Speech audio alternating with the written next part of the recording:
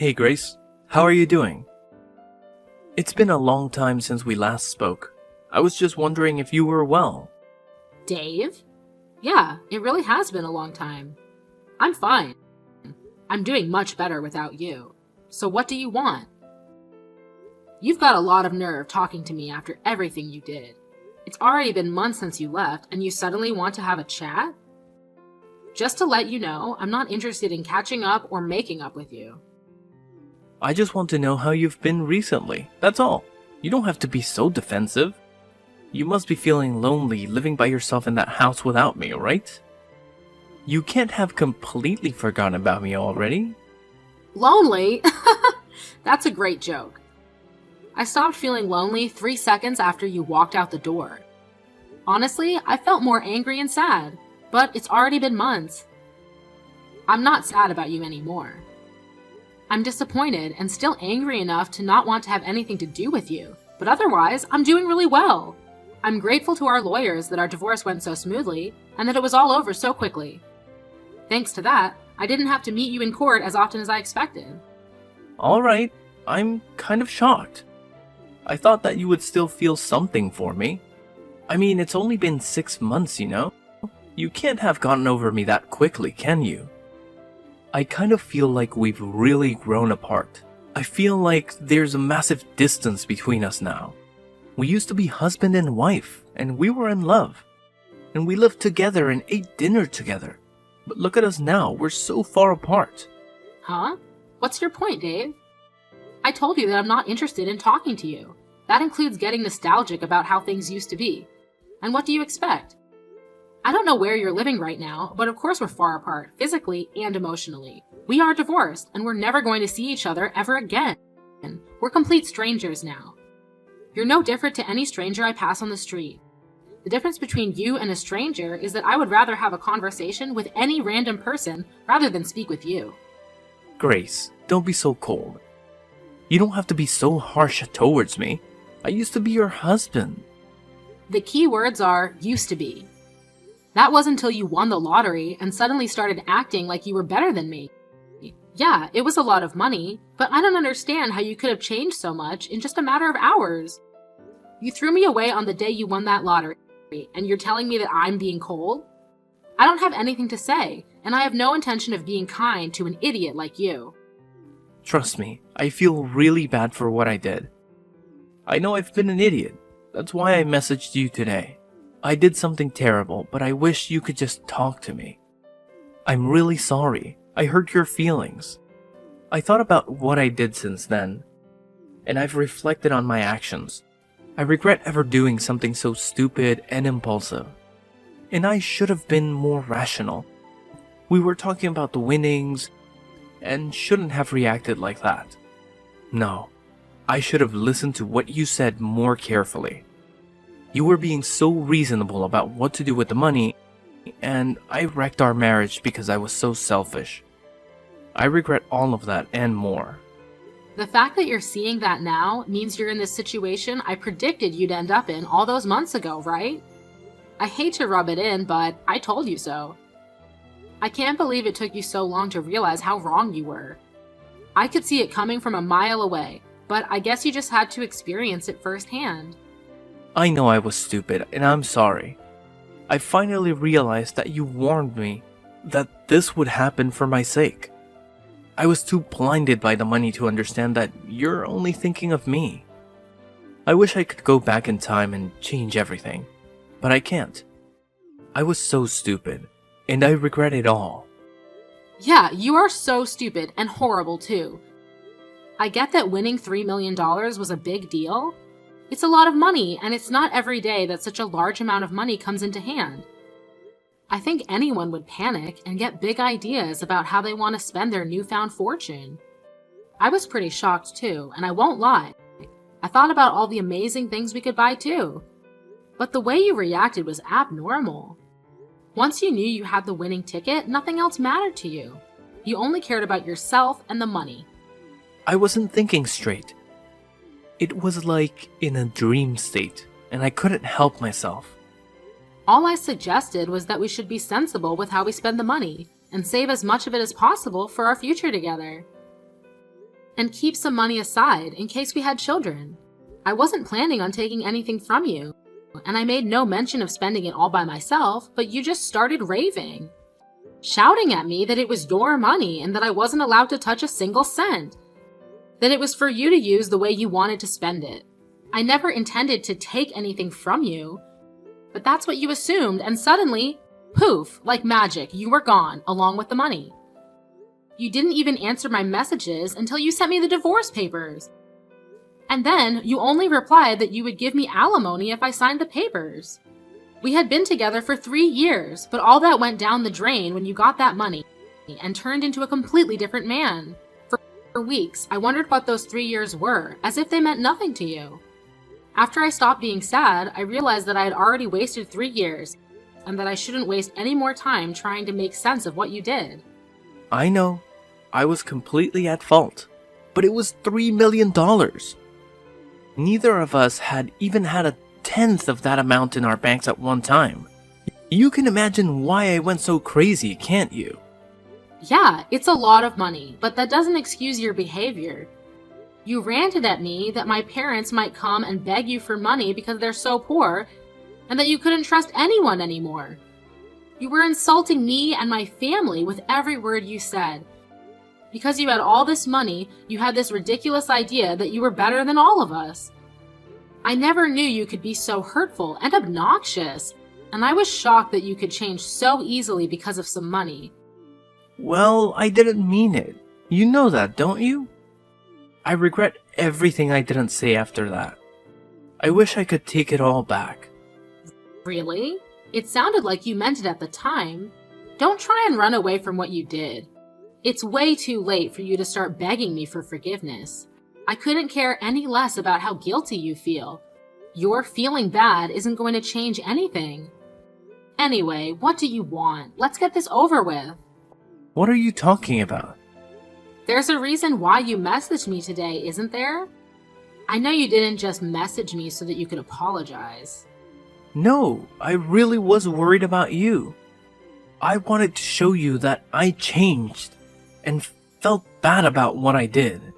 I guess I also wanted to find out what you did with the money I gave you when we divorced. I was just curious about how you spent it, that's all.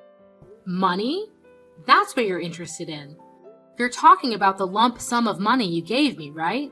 You chose to give me that money instead of sending me regular payments of alimony because you didn't want to risk having to send me alimony payments for the rest of your life, if I remember correctly. Yeah, that money. I gave you $200,000, didn't I? Yeah, you did. What about it? What did you do with it? It's my money, so what does it matter what I did with it? I don't think it's any of your business how I spent it. It's not like you set any conditions for how I spend it when the amount was decided in court. Yeah, but it was my money to begin with. And I think I have a right to know what you've done with it, and decide what you do with it regardless of what was decided in court. And if you have any left, I was wondering if you could return it. Since you're so smart when it comes to money, I was hoping there's a lot left. No way! You can't seriously be asking for it back. It may have been yours when you had it, but it became mine when you paid it to me as compensation. Do you understand the meaning of the word compensate? You're the one that suddenly asked for a divorce, so I was owed alimony. But you didn't want to pay that, and I didn't want to keep on having to meet you in court, so I settled for that money you gave me. I don't have any obligation to return that money to you. That money was owed me, and it's mine. Yeah, it was compensation, but I only gave you a lot of money because I had a lot of money of my own at the time. But I'm having trouble right now, and I need some money. It would be great if you could give it back. To be honest, it's my money, so I shouldn't even have to ask you. What do you mean by trouble? I got married after we divorced. Oh, so the rumors I heard were true. Congratulations. I heard that you married someone. So how did that turn out for you? She ran away with all my money. I never should have married her. What? All of it? Yeah, can you believe it? It was $3 million, so I thought that I didn't have to worry about any of that for the rest of my life. And I thought I could live like a celebrity. So I resigned from my job and had a house built for me and my new wife. We filled it with designer furniture and everything. We even had a bowl put in. We were living the perfect life together until one day she suddenly asked for a divorce. After the divorce was finalized, I realized that all my money had been transferred to her bank account, and she was gone. We were divorced, my account was empty, and she had disappeared. She even told her lawyers that I've been cheating on her, even though I've never done anything like that. I'd already lost $1 million in compensation during the divorce for an affair I never had, and she took the rest of what was in my account without me even realizing it. I don't know where she is, but the last I heard, she was living in a penthouse apartment abroad. You said you never cheated on her, but she managed to win the court case. That must have meant that she had enough evidence to argue for compensation. You can try to act a victim all you like, but in the end, it was your own fault. Your own irresponsible actions brought all this upon you. Yeah, fine. She got pictures of me with another woman, but how is this fair that she gets my $1 million in the divorce? It's my money. So you did cheat on her after all. You're a pathetic excuse for a husband. Yeah, alright. Say all you like. Anyway, that's not my point. I've explained why I need the money. Can you give me back the money I gave you? I need it right now. My ex-wife got the house in the divorce too, so I don't have anywhere to live. She's not even using it. She's abroad, but the woman bought it out for sale. I was kicked out of my own house so that she could sell it and take more money from me. Grace, you're still living at the same place we lived in when we were married, right? Can we live together again? Excuse me? Are you asking if you can move in with me? Let's just forget about everything that happened in the past and live together. I want us to start over. I'll be a better husband this time, even if we don't have $3 million. I know we can be happy together. I still love you. We can work through this together. I swear, I'll make you happy this time. No way! You must be out of your mind.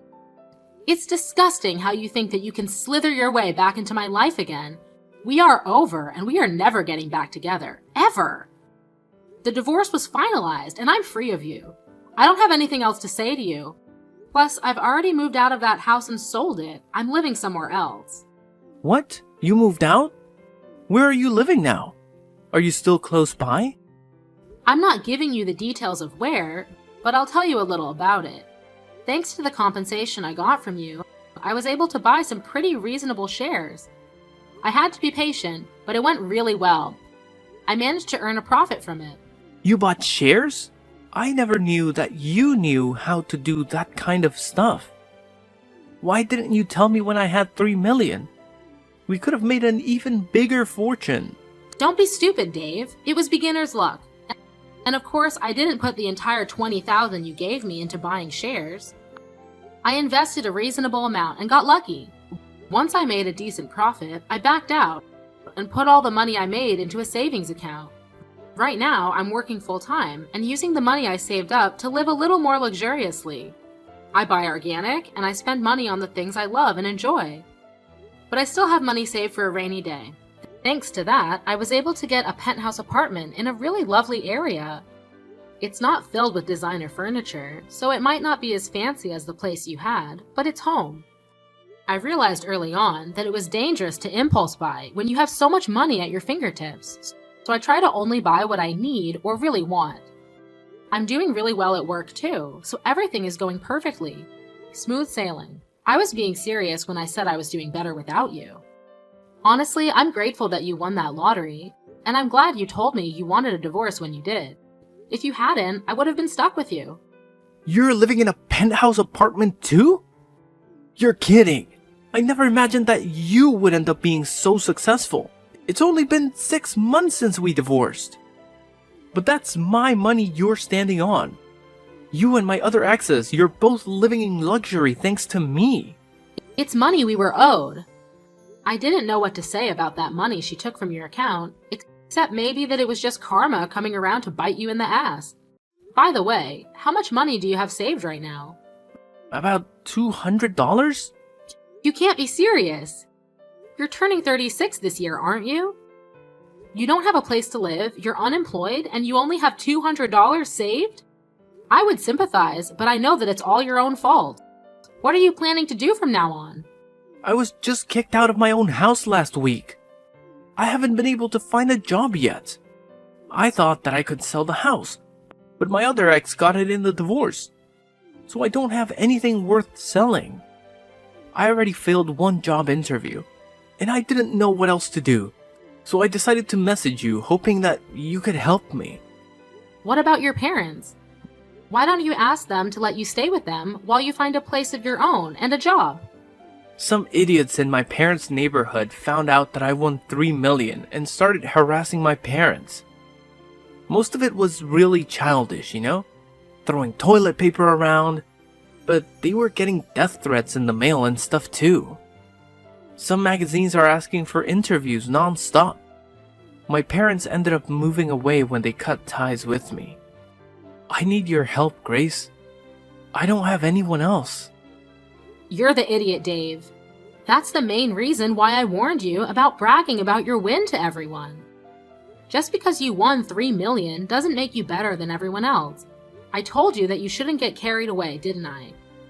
But you didn't listen, and you lost a lot of friends and made a lot of enemies in the process. I know. I regret a lot of what I did. I regret not listening to you the most, because none of this would have happened if I just did as you said.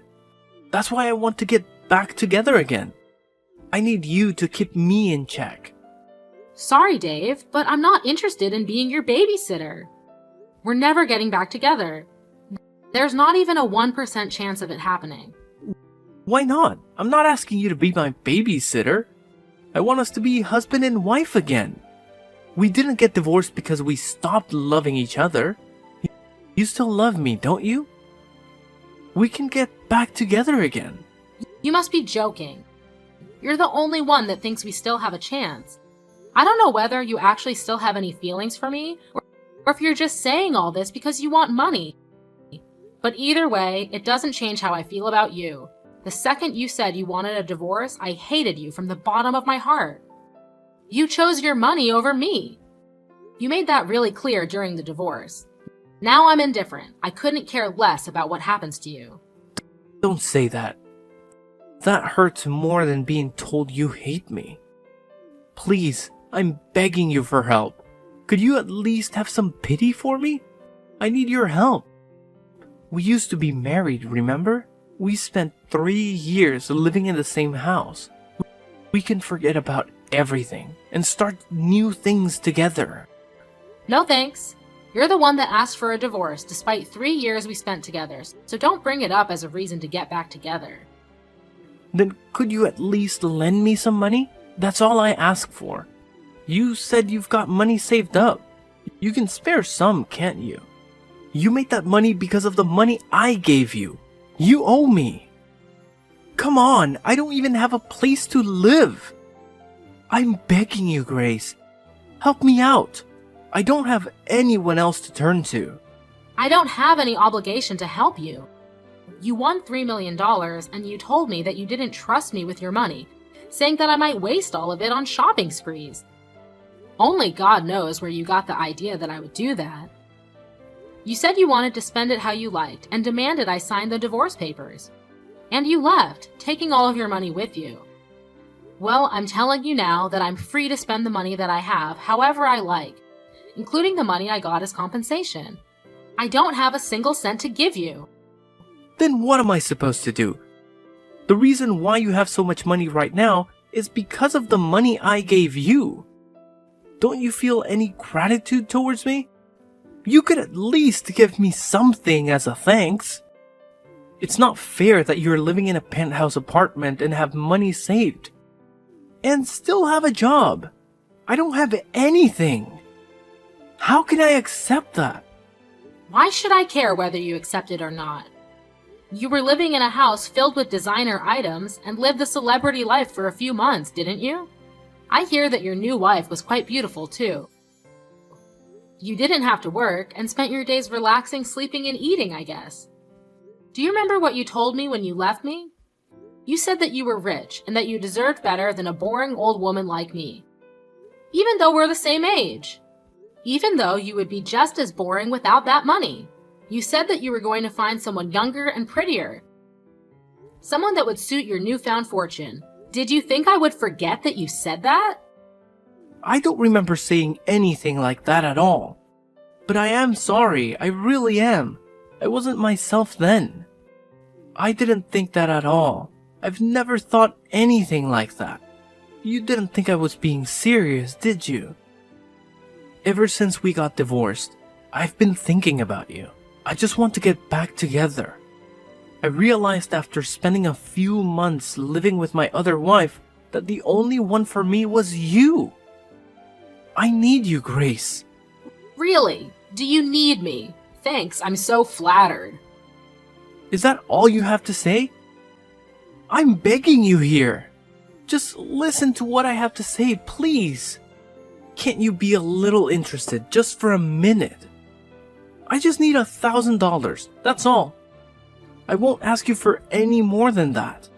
I'll pay you back. Grace, are you listening to me? If I have $1,000, I can buy lottery tickets again. I'll win a fortune, and I'll be able to give you all the money you want. You've got to be kidding. I guess it's true that money drives people crazy. You hear a lot in the news about how people spend their winnings on something ridiculous. But I think you've outdone all of them. I've never heard of anyone that had to beg their ex for money to bet their chances on a second win. If you think that's the way out of your problems, then there's no helping you. What do you mean there's no helping me? You can help me. I just need money. We can fix everything if we get back together and help each other through this. I want to start over with you. I love you. Don't you love me back? Don't you feel sorry for me? You don't love me. You just love that I have something you don't. My money. And I don't need anything to be fixed. My life is as great as it is now. It's not perfect yet, but you're not the one that will make it perfect. You need to learn to fix your behavior and fix your problems yourself.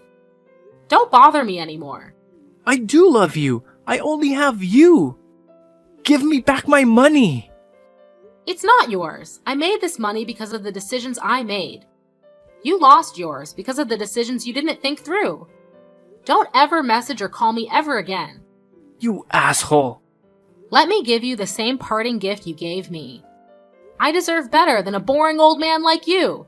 I'm going to find someone that loves me and live happily ever after without you. I'll be blocking your number, so don't try to contact me. Goodbye. After that, I blocked Dave's number and blocked him on all the social networking they were connected on. Later on, I was able to forget about Dave pretty easily and was enjoying my peaceful life without him. I was living my ideal life, focusing on my career and coming home to the apartment I had taken care to furnish with the things I loved. Dave, however, had used up what remained of his savings and still couldn't pass an interview because of his obvious lack of work ethic. He didn't change his attitude and blamed the interviewers for not passing him as a result. He started borrowing money from loan sharks, and with that money, he began gambling at his nearest casino. Of course, it wasn't that easy to make a fortune, and the gambling only made his debt bigger and bigger.